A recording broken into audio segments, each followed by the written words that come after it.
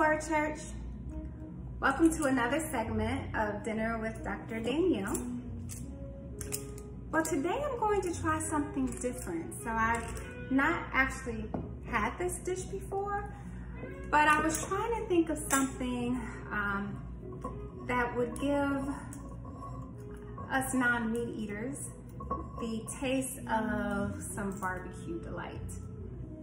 My oldest daughter, Jatan, has a few friends of hers coming into town, and they're going to celebrate her birthday and a late graduation. So we plan to do a little bit of grilling for her friends that eat meat, but then I didn't want her to feel left out. So I wanted to try and figure out what's the best way to have like barbecue without meat. So I wanted to experiment. So this is gonna be in bits and pieces because I have to do step by step, and so I'll stop and restart. But we'll get it together and you'll get to experiment with me for the first time. First things first, I'm gonna pour me a glass of a Cabernet Sauvignon. This is called Bound, B-O-U-N-D. And let's kind of get that little taste going here, see what it looks like. Because of course, can't cook without music and wine. So we're listening to some traditional jazz music because D-Nice isn't on the Instagram today, but that's okay, he deserves a break. I think he did a lot this weekend. So let's check it out. I did aerate this one.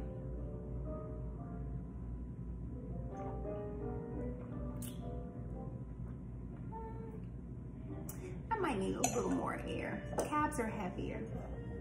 So first things first, I kind of already opened it because I needed to drain the water off of it, but I got some organic tofu, the extra firm. This is actually from Sprouts, but you can get it wherever you want.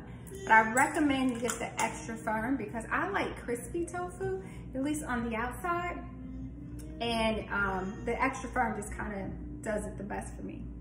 So what I did was I poured the water off, and then I sliced it like this.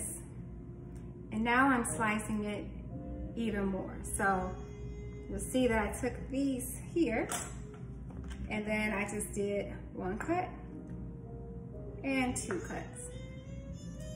So these are my ribs. Yeah, I'm not gonna mold them into anything that looks like a rib, but we're gonna put our imagination cap on, and I'm gonna cut them again. Now, the trick to having a nice texture of tofu, especially when you're gonna eat it as a meat, is to make sure that you take as much extra water out of it as possible. And you know, tofu is a wonderful protein source. And that's what we wanna get. We wanna get our protein going. So what I am going to do is take these, and I'm going to position them on a clean cloth towel. Now, why am I doing that, you may ask? Well, I'm doing that because I'm going to press the water out of the tofu. And that's gonna help me get it nice and crispy on the outside. Because I'm all about texture, and so that's why I do my tofu like this. So I'm gonna fold it. Actually, let me put this on the side. Now let's try that. Yep. I'm gonna put it back on this cutting board. And I'm gonna get my nice heavy cast iron skillet. And I'm gonna press, checking to make sure it's on all of it. Yes. I'm gonna press it down. And I'm gonna let this sit like this for about 30 minutes. Now again, this is to get all the excess water out of it. And make sure that when you're pressing it down, it's actually touching the tofu. And you can feel around for it. Then I'm gonna set that to the side, and then I'll come back.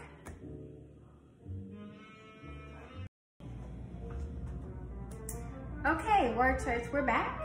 So let's see how we did with getting some of the water outside. Ooh, we did a good job. So the beauty of tofu is it's inexpensive, so it's a great protein source, like if you had beef or chicken or even fish. And one serving of this will give you about 9 grams of protein, so a really good protein source. And it's inexpensive, so this packet is like $2. So you can get a significant amount of food to feed your family for the protein that you need at a very inexpensive price. So now the next thing that I'm going to do, again, very simple, is I'm going to toss it. And I'm gonna use this because it's easy for me. Especially when you are tossing something this delicate. Because if you use it the regular way and kind of manipulate it more, it could potentially tear it. And if it does, no big deal. Instead of ribs, you'll have rib tips. There we go. So I'm just gonna drizzle this with some olive oil. Actually, this is my blend. So this has safflower oil, coconut, and avocado oil. And I'm gonna flip this over and get the other side. Here we go. And then I am going to gently place these inside of my Ziploc bag.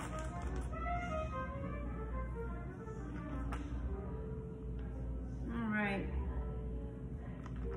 Don't want to rip them because I want them to look as much as like ribs as possible. And I don't know if you can see how wet this rag is. Probably not. Let's see if I can squeeze it.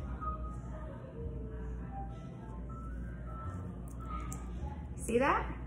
It's a lot of moisture in that tofu. So let's get this out of the way. Put that over there in the sink.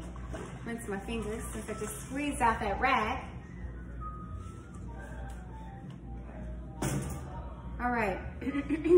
Now, I am going to add some Sweet Baby Ray's barbecue sauce. Now the thing about tofu, in itself, it has really no taste. And it's a really good product to assume that the taste of the spices or the sauces that you're using. So I'm going to be a little heavy-handed with the barbecue sauce.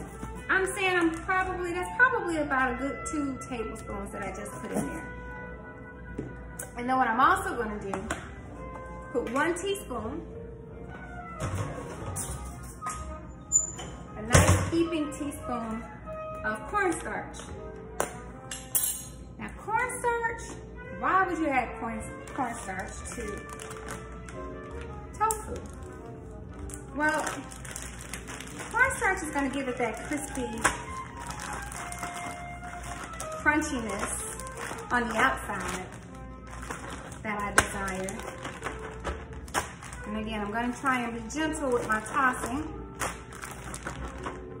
You wanna make sure everything is covered in your barbecue sauce.